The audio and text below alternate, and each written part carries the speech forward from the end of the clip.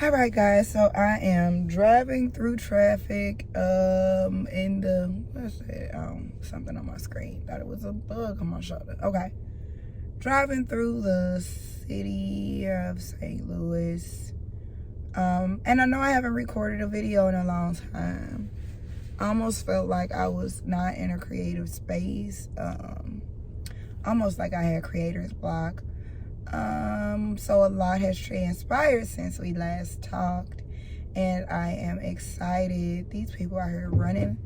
How you running lights with bad tags? Anyway, forgot we in the city. Okay, so I hope you like and subscribe to my channel as well as share. So what I'm gonna get into today is New Age Christianity and the burning of sage and all of that, the crystals, all of it. So I'm gonna tell you, it started for me. Gosh, I keep getting stuck at these yellow lights. It started for me when I was younger, actually, and I really didn't think anything of it. I thought they were harmless. My mother used to get these In Touch magazines, and in the back of the magazine it would have, your horoscope or whatever. So I couldn't wait for her to bring them home so I can just read about the horoscopes, because my birthday's in January. So if I was into astrology, then I would consider myself a Capricorn, but I'm not. I got out of all of that stuff, but I'll tell you why in a minute. So as I am, I'm getting older or whatever, and things start happening in my life, and, burning sage was trending, buying crystals was trending. The people around me had crystals and was burning sage, and for me, it was because it was trending. They was like, oh, you can burn the sage, it'll bring you, cleanse the air. Yeah, it does cleanse the air because it stinks.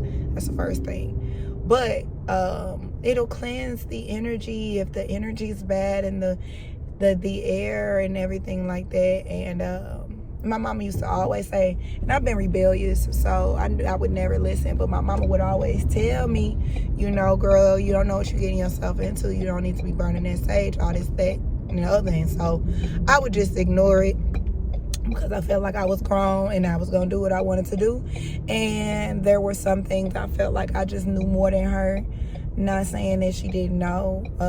I think that I was just being rebellious and not listening. So now I'm an adult, and I don't think that there was, like, I grew up in church. I'm a preacher's daughter. They are out here really running these lights, y'all. Like, that's the third person I done seen run a light since I've been in the car talking to y'all, and it's only been 3 minutes and 40 seconds. That's crazy. I need to get from this side of town. But I'm a preacher's kid. I grew up in church, but it was almost something about following Jesus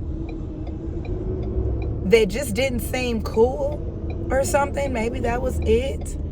I just never wanted to lean into the thought of following Jesus. Like, even though I grew up in church and I love God, I didn't think that that was really the answer to the things that I was going through in life.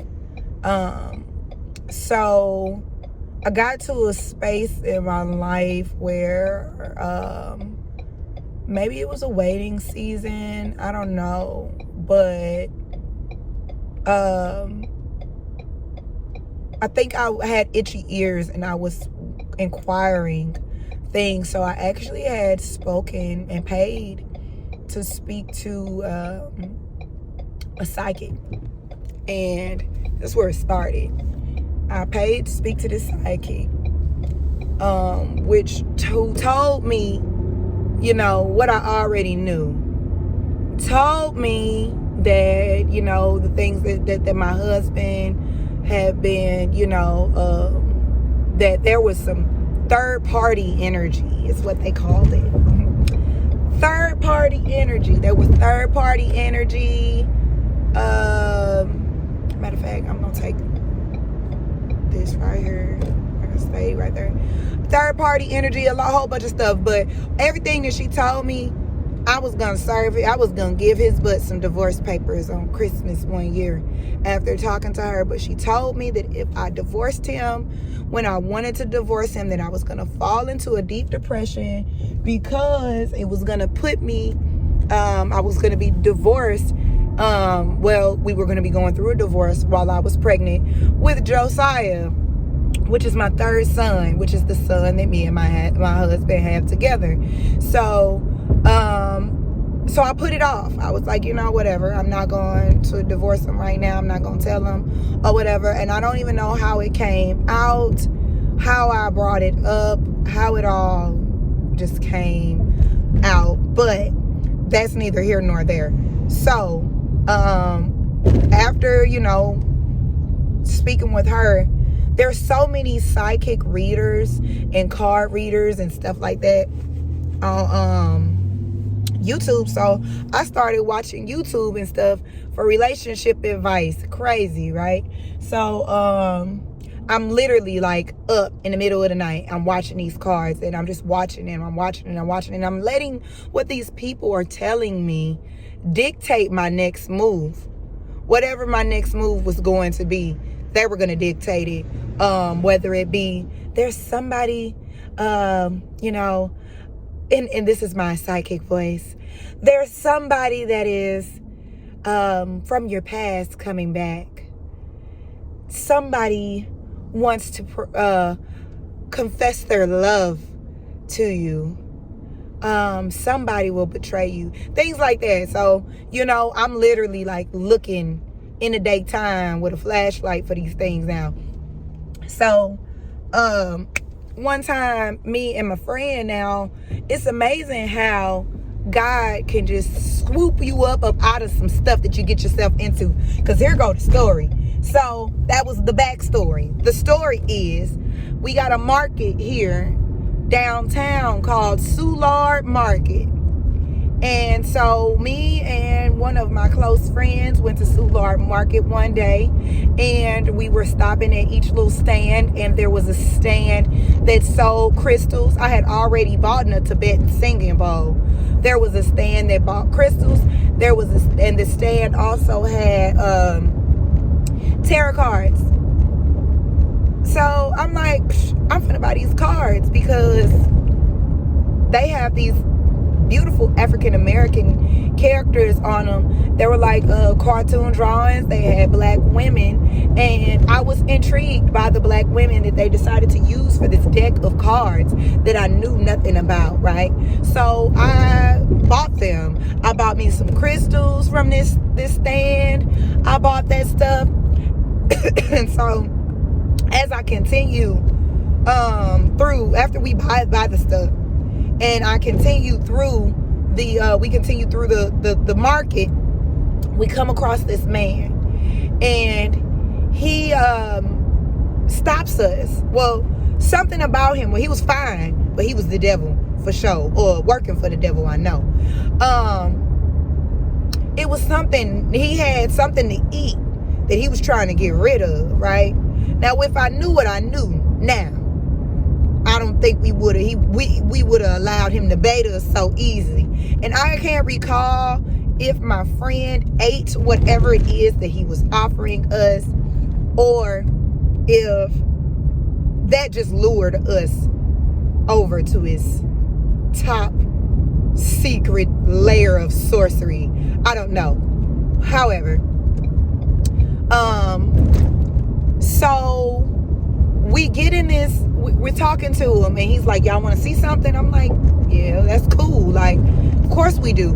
But I wasn't going to buy anything from him because I wasn't down for the lucid dreaming and astral projection and stuff. And he was selling herbs and things like that would help you lucid dream and do these things. And I'm like, yeah, nah, that ain't really my type of thing, you know.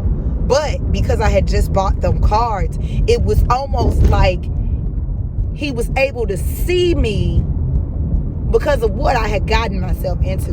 The doo-doo gets deeper, okay? Because I got myself in some deep doo-doo. So he holds my friend's hand and he closes his eyes and he starts to heat her hand up with his own hands, using his mind. And then shortly after, these people out here are tripping. Lord, help me make it home safe, please. But shortly after he warmed her hand, then he cooled her hand down. And so I'm like, that's crazy, you know? So I get home. Now, we didn't figure out he was a doggone, I don't know if he was a wizard or a warlock. More like a warlock. He was giving warlock. But the point is, I bought them cards and I shouldn't have, because what happened next was just too much. But you gotta tune in to part 2 to get the next part.